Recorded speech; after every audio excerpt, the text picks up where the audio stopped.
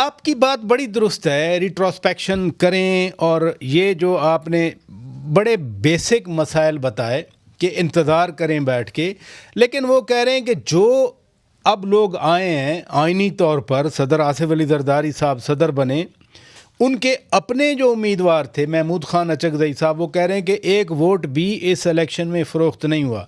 PTI के लोग कह रहे हैं कि जी ये तो इंतखाबी गैर आइनी था। तो वो चांद पे हुकूमत बना ले जाके, इसमें कोई मसला थोड़ी पर साहब। मैं आपसे इख्तलाफ करता हूँ, आप एंकर हैं, आप शो के मालिक हैं, आप आज चैनल में बैठे, मैं उस कुर्सी उस टेबल पर आके बैठूंगा, कहूँगा भाई मैं उनसे बात करूँगा पर साहब, तो ये बेवकूफ़ी आपकी मेरी है। तो अगर बेवकूफ़ी करें, वो चांद पे हुकूमत बनाए, चांद पे CM बनाए, चांद पे प्राइम मिनिस्टर बनाए, चांद पे प्रेसिडेंट बनाए, सेंसिबल काम करें ना।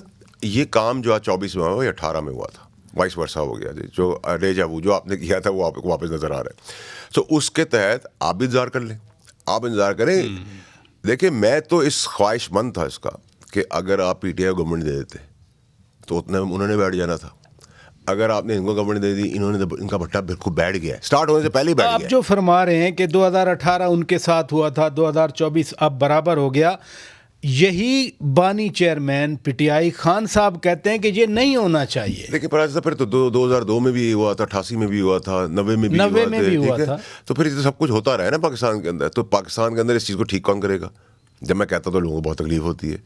आपका अदालती निज़ाम, इंसाफ का निज़ाम, जब तक वो ठीक नहीं होगा, जब तक कोई नहीं होगा, आप बार बार ये नहीं कह सकते हम तो ये फैसला दे रहे हैं कि हमारे पीछे कोई खड़ा हुआ है, तो जो पीछे खड़ा है उसका नाम लो भाई पीछे खड़ा हुआ है। या आप इतने कमज़ोर ना हो कि आपकी फाइलें हों, ठीक है, आप एक जगह पे खड़े हो ना, या आप इल्ज़ाम लगाएं या आप ना इल्ज़ाम लगाएं। जब आप बेल दे देंगे तो आप जब बेल देंगे तो मैं कौन होता हूँ रोकने वाला?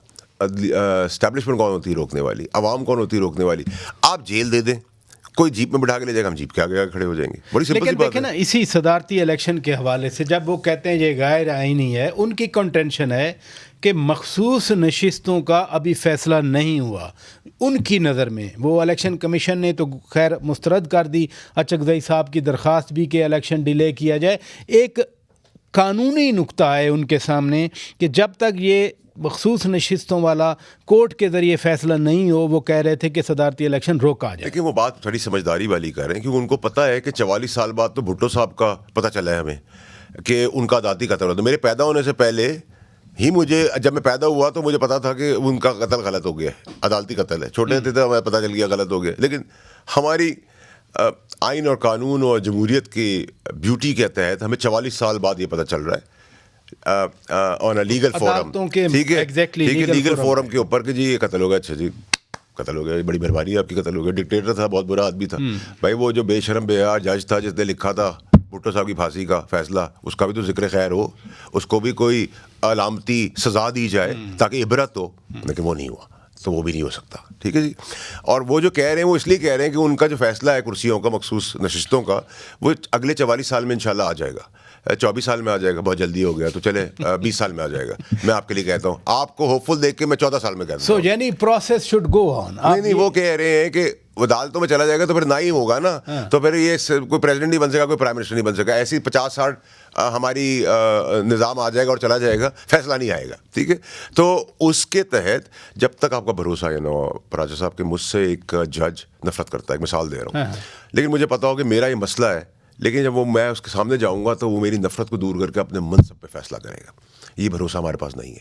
आपको जैसे कोई कोर्ट की बात करता है, आप भाई मुझे माफ़ कर दो, आपके किराएदार आपको धमकी लगाता है, आप कहते हो भाई वो यहीं बढ़ा दे, किराया नहीं बढ़ाता तू ले ले, कोर्ट में नहीं जाना, क्योंकि कोर्ट का तो मतलब ये गई, ठीक है। सो ये प्रॉब्लम जो है ना, इसको एड्रेस करने की ज़रूरत है। और फाइज़ साहब की मौजूदगी के अंदर हम एक्सपेक्ट करते हैं कि 149 से हम 140 पे आ जाए, फिर रिवर्स गियर लगे और पीछे की तरफ चलना शुरू हो जाए, चीज़ें ठीक हो जाएंगी। लेकिन ये सारा कुछ जो आज पाकिस्तान में हो रहा है, जो पाकिस्तान में हुआ है इससे पहले जो लोग होता रहा है, मुल्क टूटने तक जो चीज़ें हुई हैं, इसमें मेजर किरदार हमारा अदालती इंसाफ का निज़ाम है, जिसको करेक्ट करना बहुत ज़रूरी है। आपको मुबारक हो पराचा साहब कि अगर ये हुकूमत है कि ये प्रेसिडेंट बन गया, प्राइम मिनिस्टर बन गया, CM बन गया, गवर्नर बन गया, मिनिस्टर बन गया, थर ओके फाइन। क्या मुझे 10 रुपये की रोटी मिलेगी? गरीब आदमी को 5 रुपये की चाय मिलेगी? क्या मुझे नौकरी मिलेगी?